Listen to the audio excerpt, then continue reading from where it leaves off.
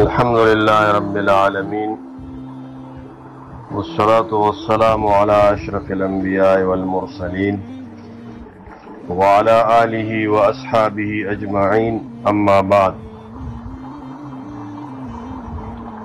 ويختولا رنگ ورکولو بارکه احادیث راغلی دی.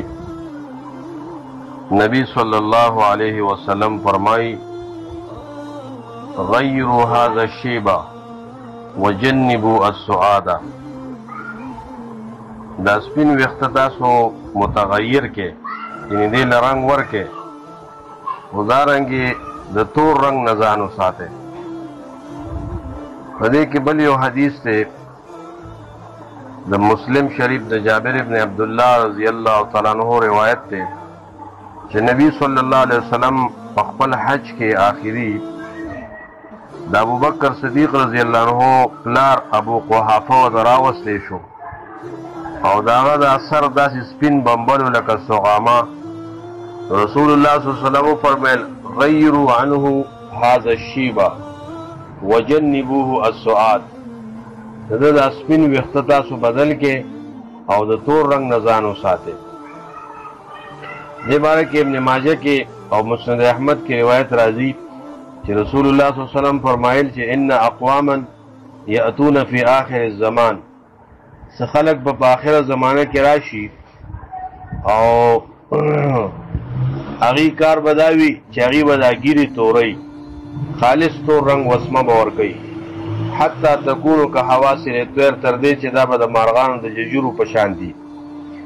لا يدخلون الجنة ولا يجدون ريحها. جنت تب داخل نشي او دا جنت بویم پہ حرام دے.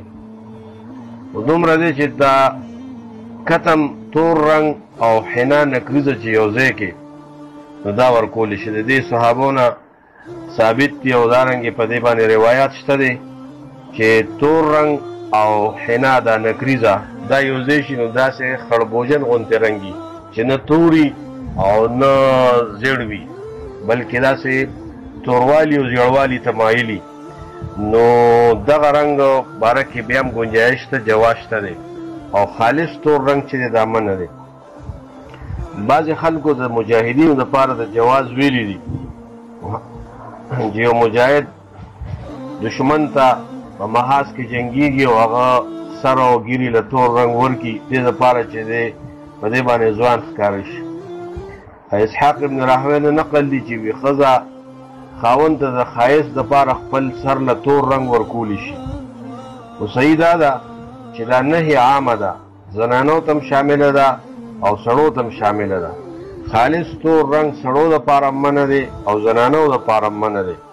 او کتم او حنا نکریزا او دا کتم دا بوٹی دے یو تور رنگ والا چی دا یوزے شی مخلوط شی او دوارا یوزے شی او دا ورکلی شی نو بیا دے کہ سباک نشتا دا جائز دے بالکل.